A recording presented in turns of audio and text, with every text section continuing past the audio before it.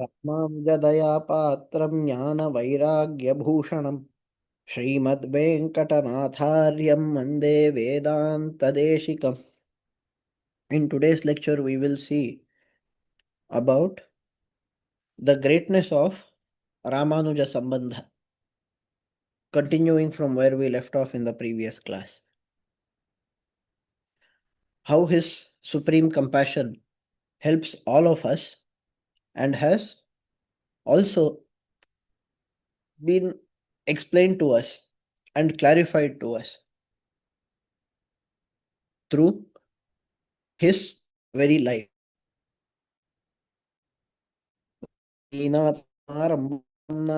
नाथमुनमद्माम् अस्मदार्यपर्यन्तां वन्दे गुरुपरम्परां यो नित्यमच्युतपदाम्बुजयुग्मरुक्मव्यामोहतस्तदितराणि तृणाय मेने अस्मद्गुरोर्भगवतोऽस्य दयैकसिन्धोः रामानुजस्य चरणौ शरणं प्रपद्ये मातापिता युवतयस्तनया विभूतिः सर्वं यदेव नियमेन मदन्वयानाम् आद्यस्य नः कुलपतेर्वकुलाभिरामं श्रीमत्तदङ्घ्रियुगलं प्रणमामि मूर्ध्ना भूतं सरश्च महदाह्वय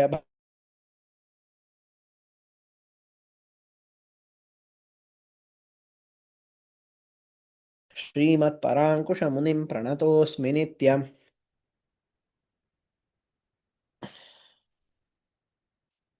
In the previous lecture,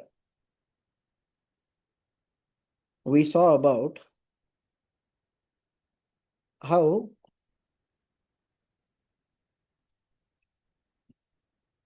Periyanambi, that is the great Acharya, Mahapurna, as he was called in Sanskrit. Mahapurna translates to Periyanambi in Tamil. He was staying in Bhagavad Ramanuja's house, during which time there was a problem between his wife and his Shishya's wife. Eventually, the Guru decided to leave the place without explaining anything. On understanding what has happened, Bhagavad Ramanuja felt very bad, and recounting the past experiences and remembering the very purpose of Grihastha he concluded that if Grihastha cannot help you to do the purpose of your existence, then it is better to move forward and take up sannyasa. Therefore, he became a sannyasi. He became a sannyasi. After some time, Yadava Prakasha's mother suggested to Yadava Prakasha to admit his mistakes and surrender to Bhagavad Ramanuja. Yadava Prakasha was not immediately convinced. What happened? Bhagavan himself came in the dream of Yadava Prakasha and told him. Still Yadava Prakasha was not convinced. Maybe it is just a dream. But now Yadava Prakasha got the doubt. What if this is really what I am meant to do? Therefore, he approached Kanchi Purna, that is Tirukkachinambi, and he asked for clarification. Once again, he got the same message. Therefore, Yadava Prakasha, now convinced that he has to surrender to Bhagavad Ramanuja, he approached the latter and surrendered and became his Shishya, a proper Shishya.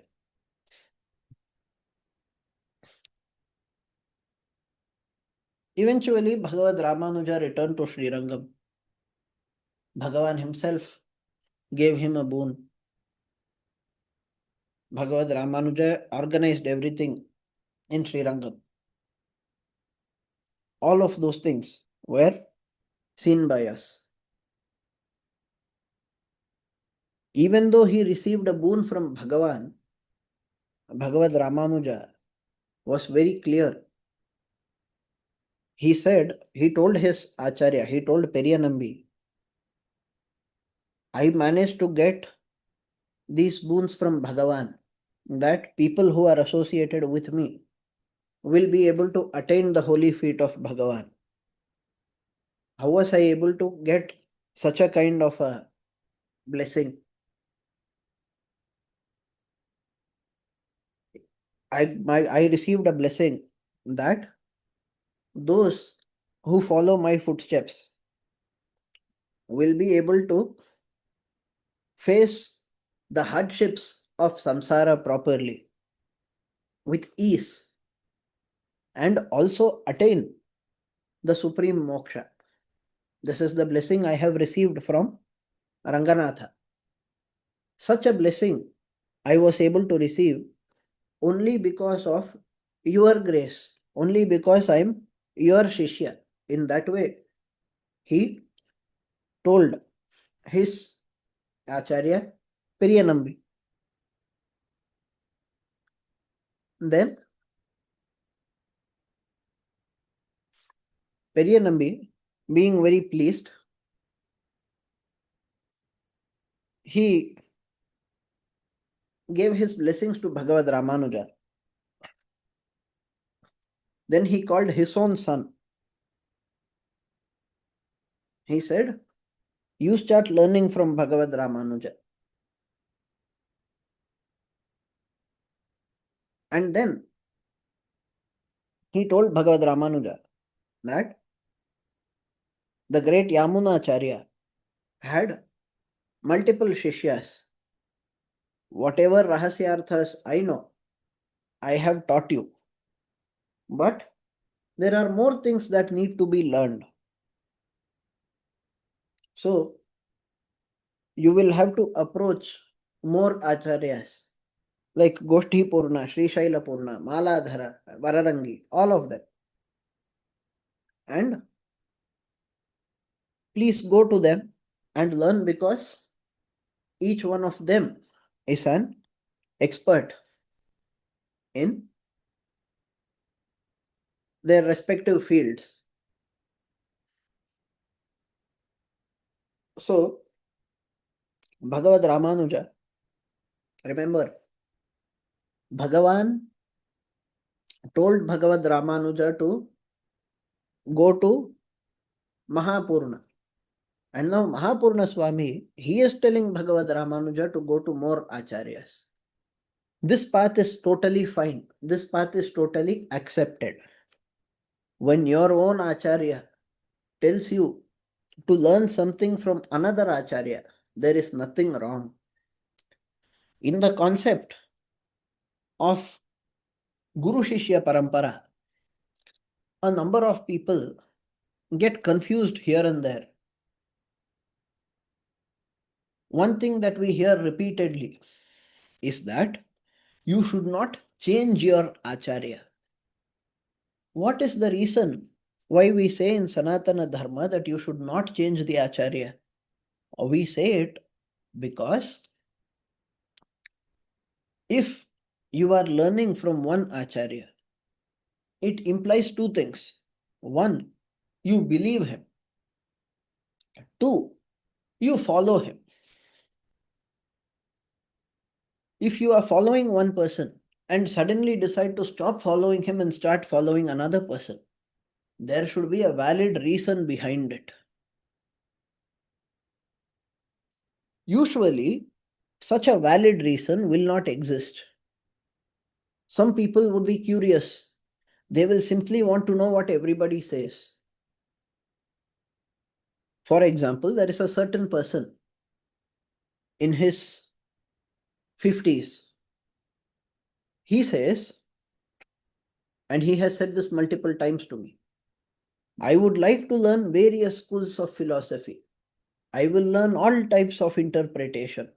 Then I will decide which one is correct, and then I will start following that. This is not the approach taught by our ancestors. Our elders told us to follow one path. Do not stay away from every single path under the excuse of not having learned anything. Follow one path. Feel free to study more. If you believe that another path is better or that your path is incorrect, feel free to move. But until then, you have to follow one path.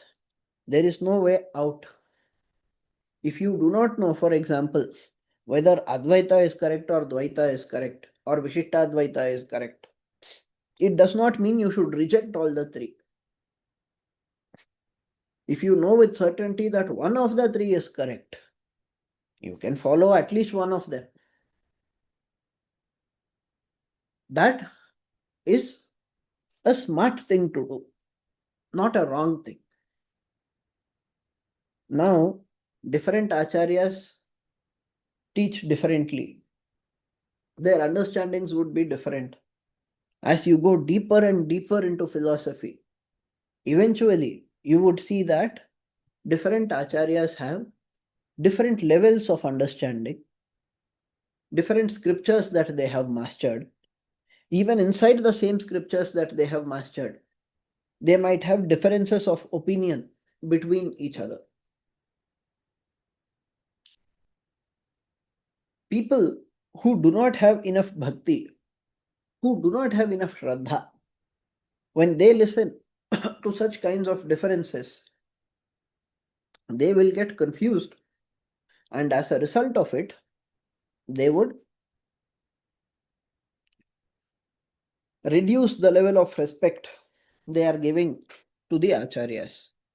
This is the reason why we generally say that when you have one acharya, you should not go to another. Is there a solution to this problem? Yes, there is a solution. The first question that needs to be asked is it okay to change the acharya? Is there a need to change the acharya? If your acharya is already authentic, why should you even change? One possible reason is for advanced studies. For more advanced studies, you please approach that acharya. In that way, if the acharya commands, you can go. The second route is when the other acharya teaches a totally different topic. You have learned tarka from me. Go learn mimamsa from him. If the acharya sends the shishya to another person that way, that is totally fine. So, in either case, your current acharya has to approve, because at the end of the day, we, being in the state of shishyas, do not have the right to decide which acharya is right and which one is not. We do not even have the capability. But the acharya has the capability. Therefore, he has the right to suggest to us or even command us to go learn from another acharya. This is very, very important. It is when you learn many different things from many different acharyas that you end up learning from so many different experts. That will build the authenticity of knowledge that you are able to grasp. So, Bhagavad Ramanuja, for him,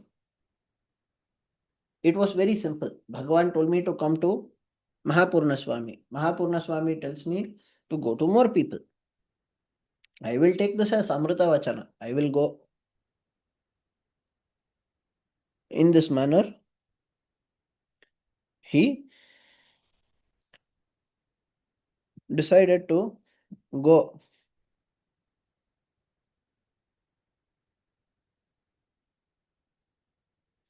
So, When Bhagavad Ramanuja left, he left only after ensuring that his absence does not cause any issue in the running of the temple.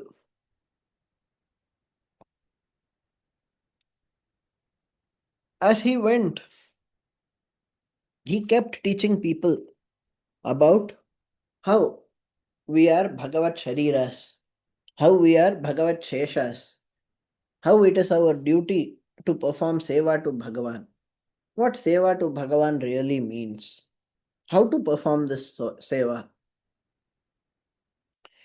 He kept teaching.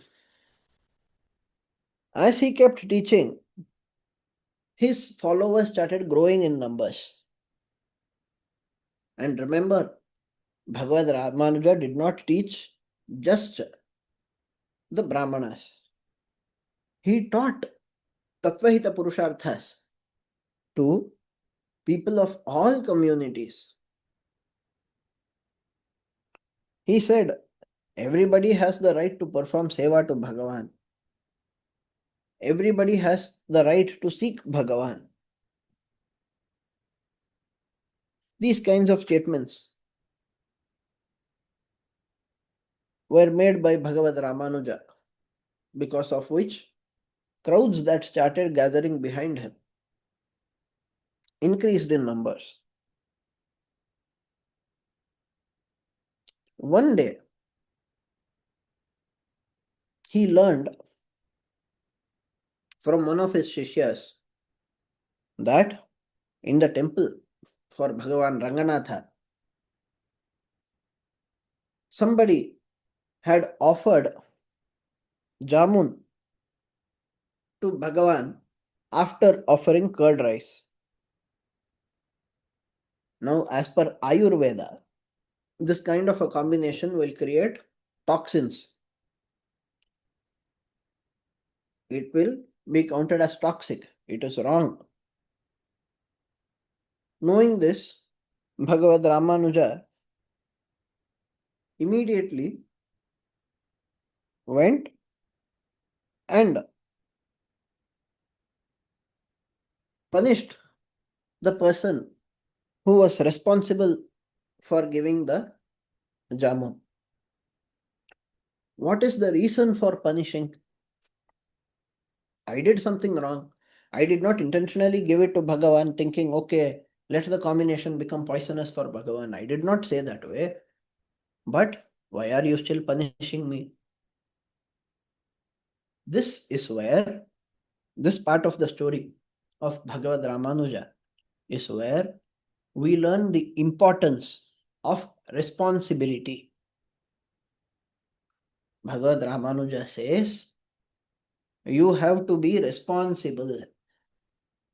When you are responsible for offering food to Bhagavan, you should accept the responsibility of ensuring that the food is appropriate, that it is as per scriptures, that it is sattvic, that it is healthy, that the combinations that are going to be made based on whatever you are giving do not lead to any kind of problem.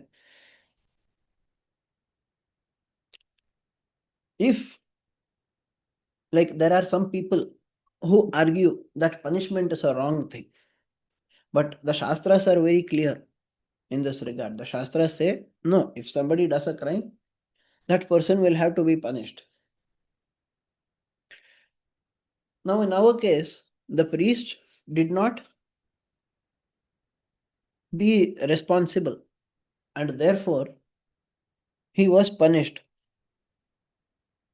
This is very important in management.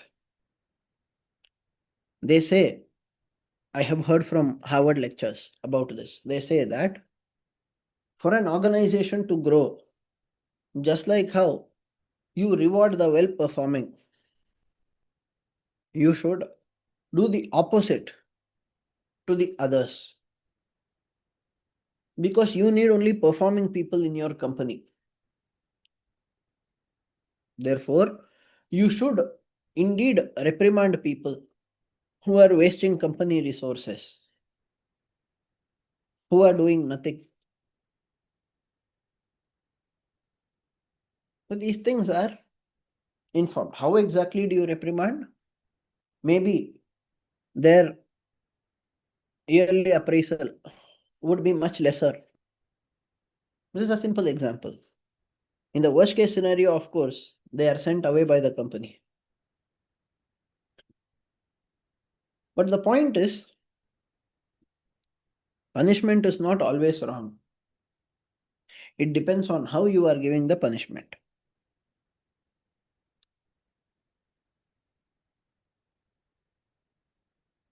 Now,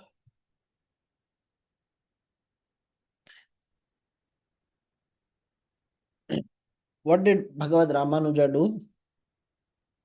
Unfortunately, Bhagavan has been given jamun after curd rice. This will create toxins.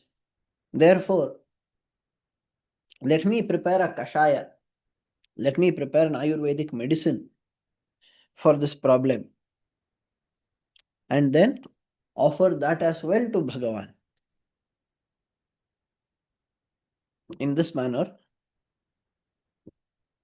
Bhagavad Ramanuja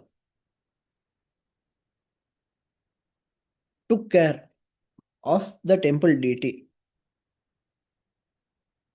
in a way that is not very different from taking care of the Vibhavavatara of Bhagavan. Maybe Rama is directly in front of you. How would you treat Rama? That is the way you should treat Rama, even when you are inside a temple of Rama.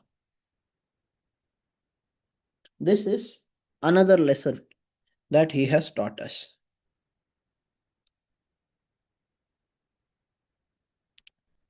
Then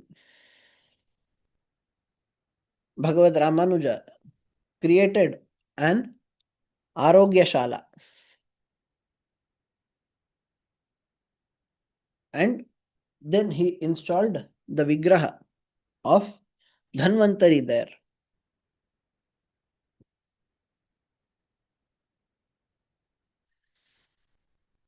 So he was doing his level best to set an example as a Sevaka of Bhagavan.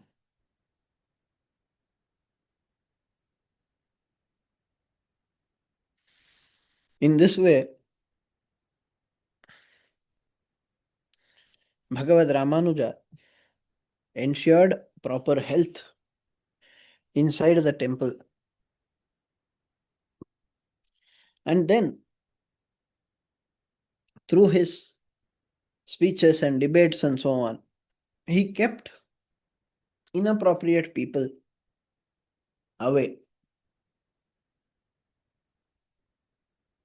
What happened then was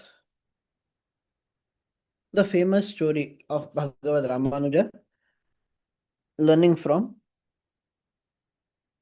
Trikoshti Urnambi, Goshti Purna. This Goshti Purna, we already know about the story of Bhagavad Ramanuja and Goshti Purna.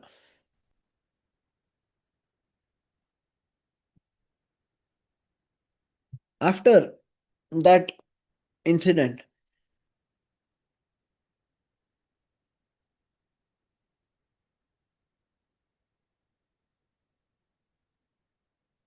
Goshti Purna Swami gave blessings to Bhagavad Ramanuja. He said, this school, this Siddhanta of Sri Vaishnavism, we have been calling it Sri Vaishnavism since forever.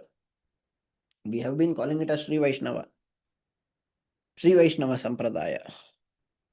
But from now onwards, it will be called as Ramanuja Sampradaya. This was a boon given by his own Acharya, Goshti Purna.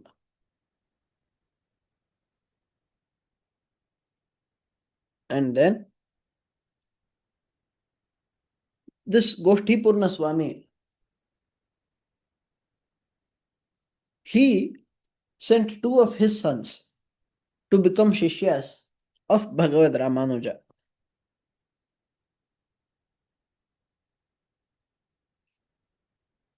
Once there was a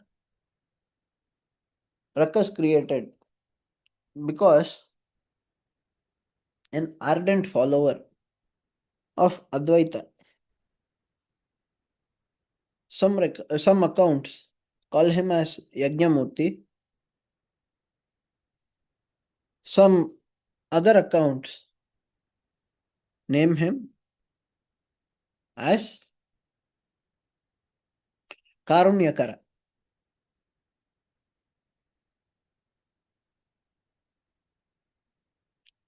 Bhagavad Ramanuja, by this time, he had studied from Gothi Purnaswami and had also approached the remaining ones listed by Mahapurnaswami. So he learned the Dravida Veda from Maladhara, who was another great Acharya. And then from the Arayar, he learned how to recite these verses in a poetic form and please Bhagavan with it. He went to Tirumalai Nambi as well, Sri Shailapurna. From there, he learned the inner esoteric secrets of Ramayana.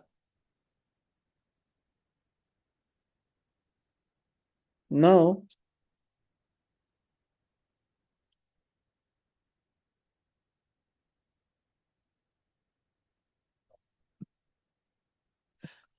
all of those who were initially learning from Yamunacharya and after his days were learning from his other Shishyas. Such people also started visiting Bhagavad Ramanuja.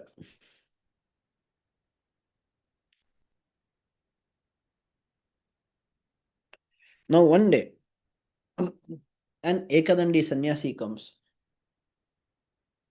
He is called Karunyakara in Divyasuri Charitam. Now this Karunyakara, he reached Sri Kshetra. This Sri Kshetra is very ancient. It is celebrated in the scriptures. Adi Shankaracharya himself is said to have composed Sri Ashtakam, an Ashtakam, that is a set of 8 verses in praise of Sri Ranganatha. And Shankaracharya says that those who live their lives at Sri Rangam will eventually attain moksha, mukti. Shankaracharya himself has said this. So now, this Karunyakara visited Sri Rangam. And then he started asking questions on Vishishtadvaita. Therefore, he was eventually directed towards Bhagavad Ramanuja. Now,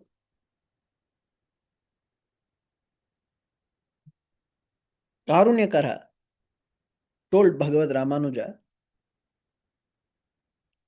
we are going to debate now, but among us, among the two of us, whoever loses should become the Shishya of the latter. This is how Sanatani debates proceed. This is the correct way. And therefore, if I defeat you, you will have to become my follower. If you defeat me, I will become your follower.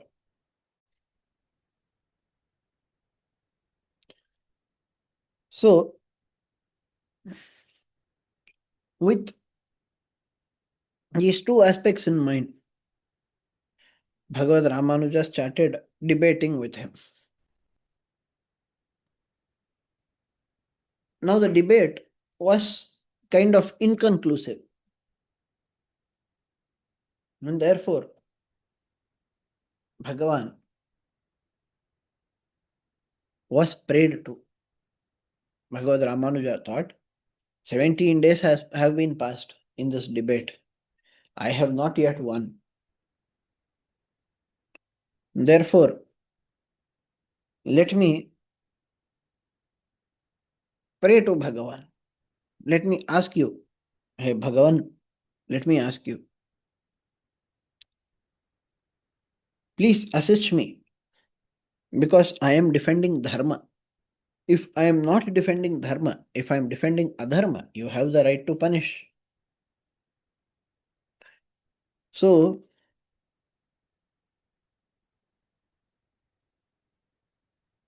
he prayed to Bhagavan this way.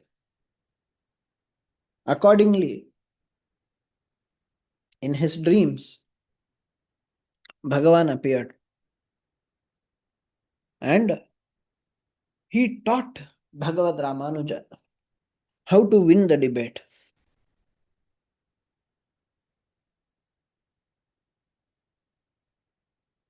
Now,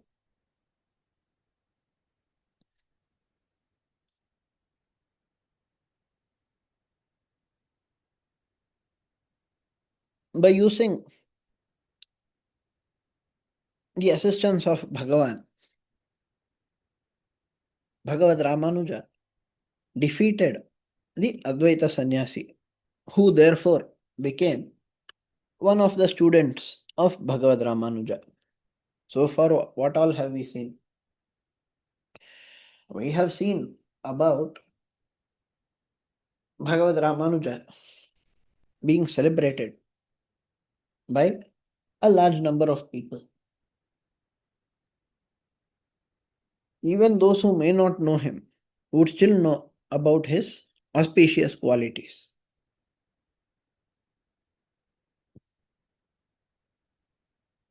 So, the Ekadandi sannyasi, he left his Ekadanda and adopted Tridanda sannyasa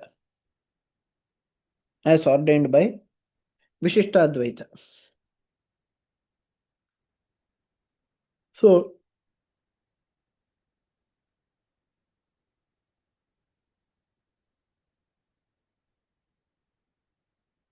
he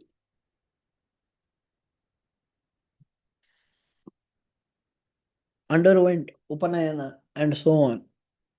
Because the Upavita, if you are reaching sannyasa ashrama from being a Brahmana, then you should still have your Upavita, you should still perform Trikala Sandhyavandana and so on. These are the rules ordained by Bhagavan.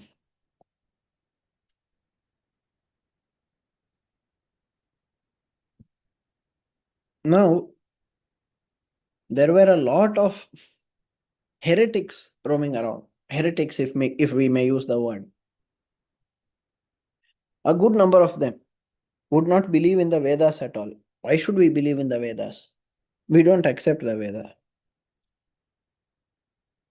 In one place, they will see that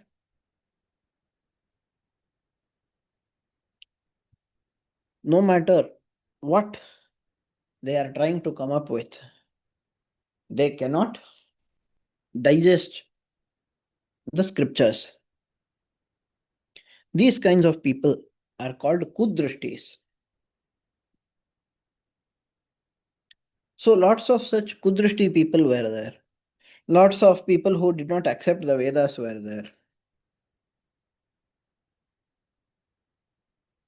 Bhagavad Ramanuja composed a number of works so that people may be benefited. And therefore,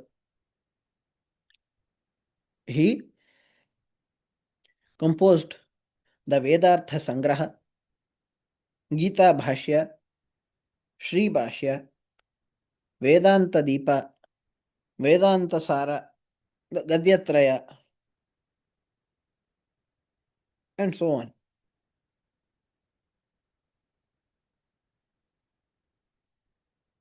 So, Bhagavad Ramanuja, wherever he traveled, now there was a group of Shishyas also traveling with him.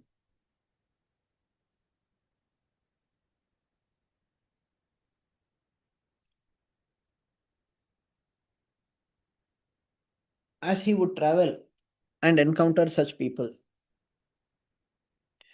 he would defeat them and then get acknowledged for it by the respective kings. Eventually, Bhagavad Ramanuja entered the abode of Sharada Devi. He reached the Sharada Pitha and paid respects to Saraswati Devi.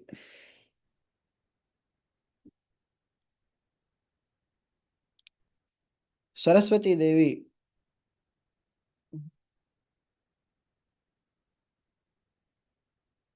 was very happy. She asked, "Why are you so kind to me?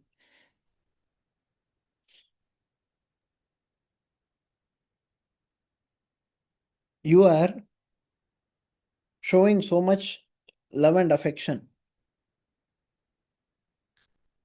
Bhagavad Ramanuja is asking Saraswati Devi, "Why do you have so much love and affection for me? What is the reason?" Saraswati Devi replied. She replied by saying, "You see, in the Upanishads, in the Upanishads, there is a certain part that we call as Kapyasa Shruti. There is a Kapyasa Pada. Right in Chandogya Upanishad, you have Tasya Yatha Kapyasam Pundarikam Eva Makshini. Now, this Kapyasa word had been misinterpreted by a good number of people before your days. Now, we have seen in one of the previous lectures about the meaning of Kapyasa given by Yadava Prakasha and why Bhagavad Ramanuja could not digest such a meaning. But Yadava Prakasha was not the first one to explain Kapyasa this way. Plenty of acharyas before him had done this too. Now Saraswati Devi says, the lotus eyes of Bhagavan were insulted by comparing them to a monkey's buttocks. When Vedic knowledge is twisted and misunderstood, I get headache. You have relieved me from such a headache. I am thankful to you.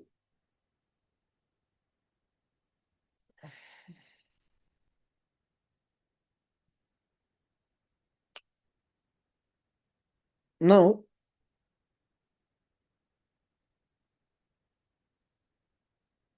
with the blessings of Sharada Devi, Bhagavad Ramanuja obtained the ancient Bodhayana Vritti. This work, this Vritti, composed by Bodhayana Maharshi, who lived during the days of Vyasa himself. His explanation of the Brahma Sutras was learned by Bhagavad Ramanuja. And then, what happened was he somehow did not like to receive royal favor and just live a life of comfort. Instead, he tried to send people away whenever they would come to him, knowing them to be the people of the king.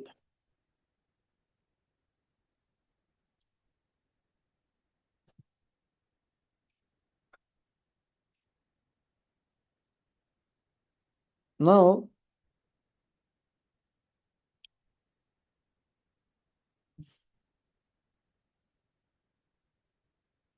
there was a temple of Jagannatha where Bhagavan is called Purushottama.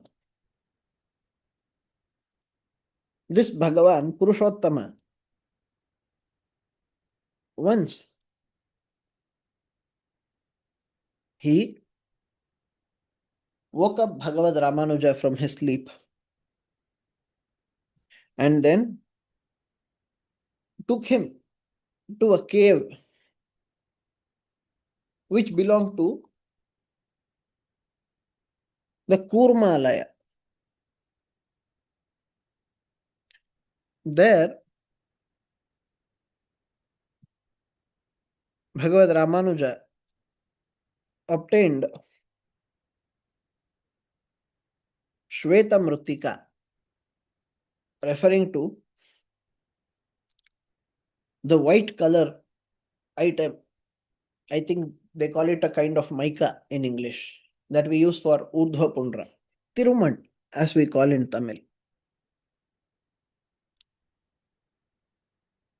So,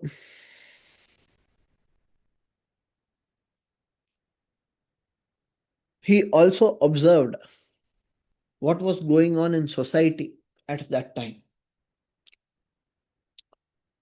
Because of a very, very highly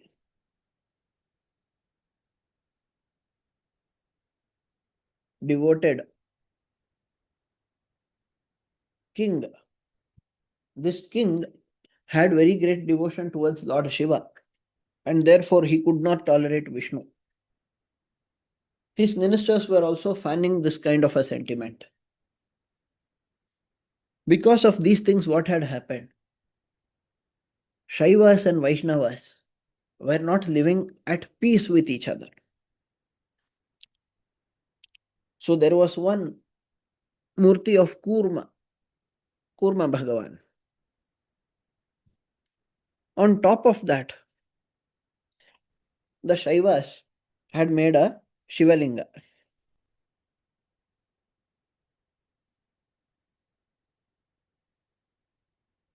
So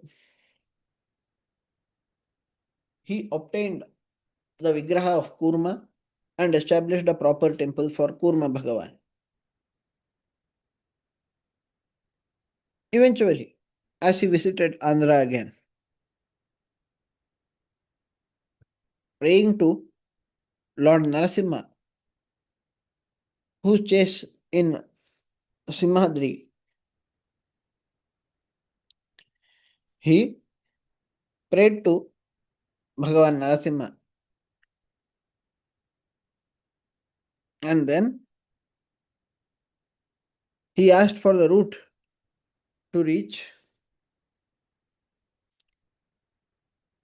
Anjanadri.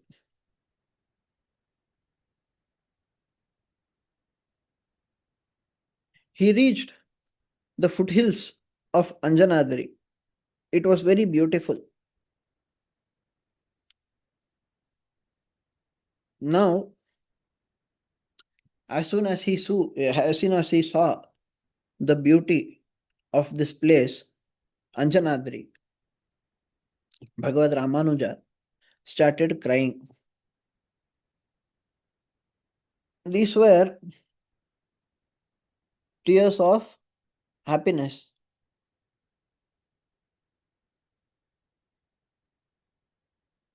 What did he do? He took his original form of snake and paid respects to the mountain.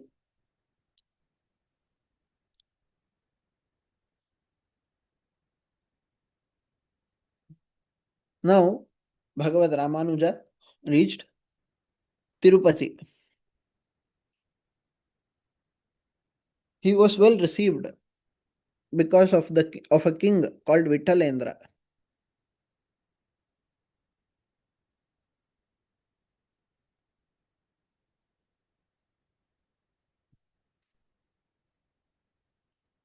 Bhagavad Ramanuja, thinking that Bhagavan himself is here. Because of this, even the Advar has not climbed the mountain on foot. In fact, we consider the mountain itself to be Bhagavan. Therefore, I will not climb up the mountain. He decided in this way.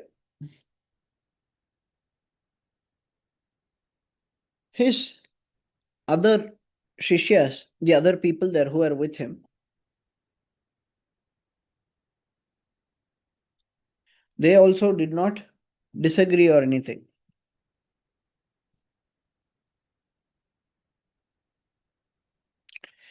Eventually,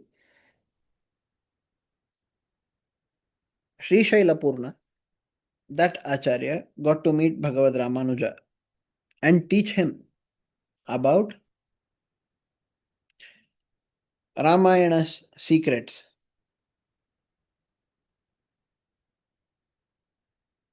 Now, Bhagavad Ramanuja studied from him. He accepted the prasada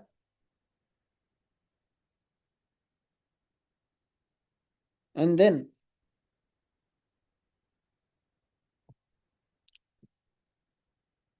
he asked, "Why are you giving me the prasada? I am living at the foothills. I have not visited the temple. Should you really be giving me this prasada?" When asked in this manner, Sri Shailapurna, that is Tirumalai Nambi, he answered by saying, "I handled the affairs of all of these places in the past.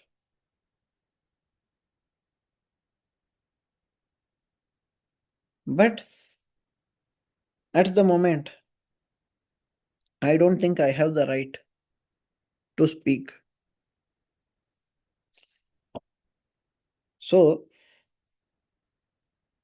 I am behaving in this manner." Bhagavad Ramanuja, when he heard such words from his Guru, who said, "I don't think there is anybody more incapable than me." This statement had a profound impact. This is the statement that says you should not have any kind of ahankara.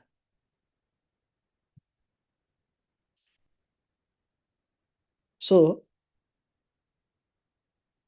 he started singing praises of this Acharya.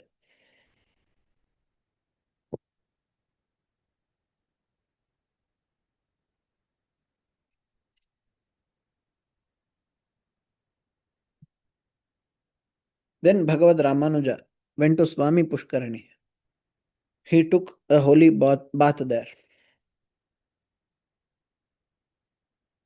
Then he performed pradakshina and then started moving around.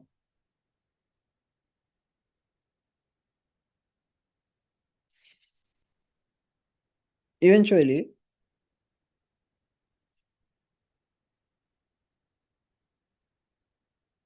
he went to a place called Vrishagiri to worship Bhagavan there. When he went there and prayed to Bhagavan,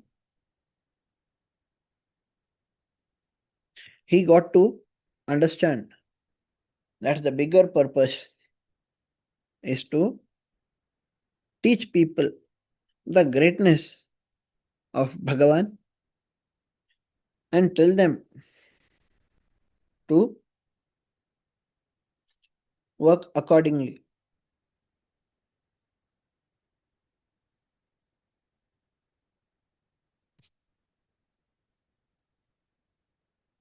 We will conclude today's lecture here with a very, very quick summary of what all was discussed.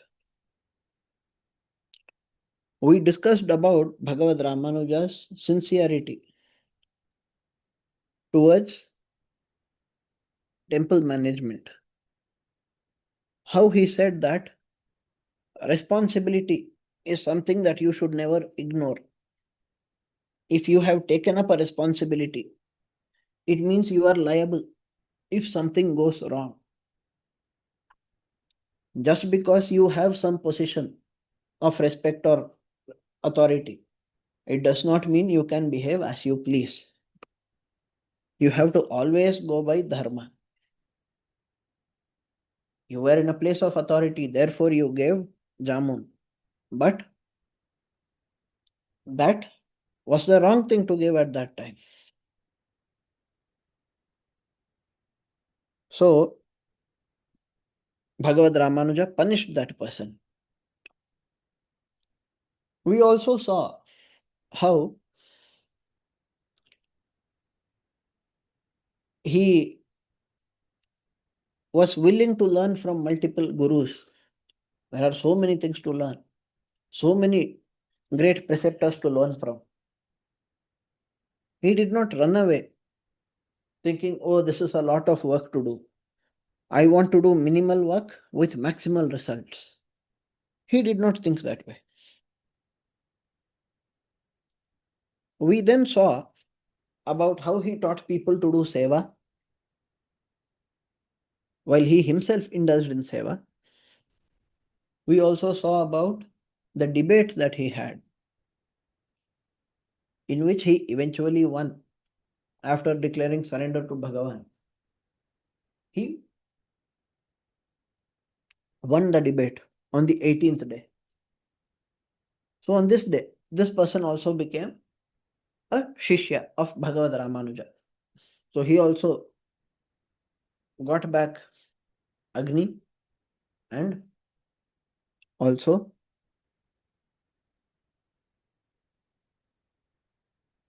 after undergoing Upanayana, he took up sannyasa again, this time to become a Vishishtadvaita sannyasi. And he lived that way. Bhagavad Ramanuja started traveling. As he traveled, he eventually got to speak with Saraswati Devi. Saraswati Devi gave her blessings to him.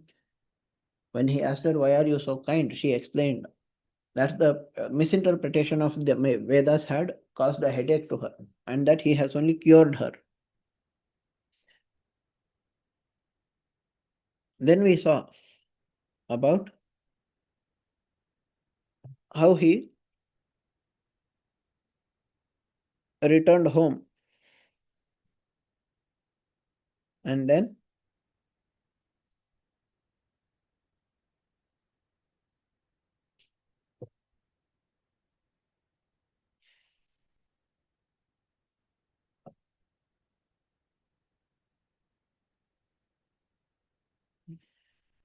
went to various temples, prayed to Bhagavan there. He visited one by one the acharyas mentioned by Periyanambi. And eventually he reached Tirupati, where Sri Shailapurna was there. Whatever he was doing at the mountains of Tirupati are what we last saw. Even there we have lessons to learn. Even before that, we had lessons to learn.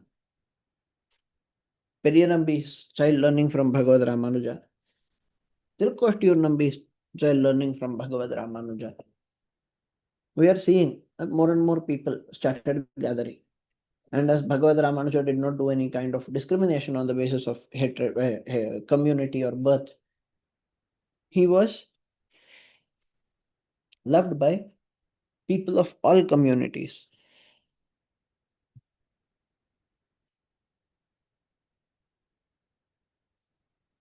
So with this, we will conclude today's lecture. If you have any question regarding whatever we covered, please feel free to let me know.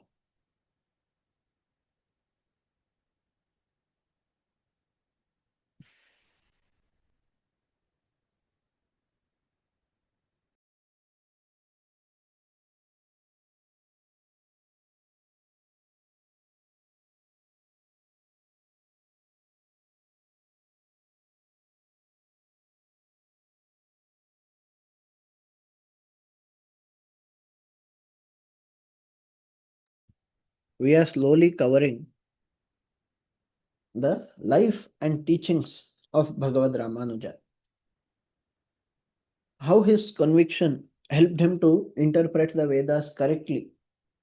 How he did not want an insult of Bhagavan to be implied from the Vedas. We saw how he did not want an inappropriate prasada for Bhagavan. We saw how he prepared a kashaya and then offered that as well.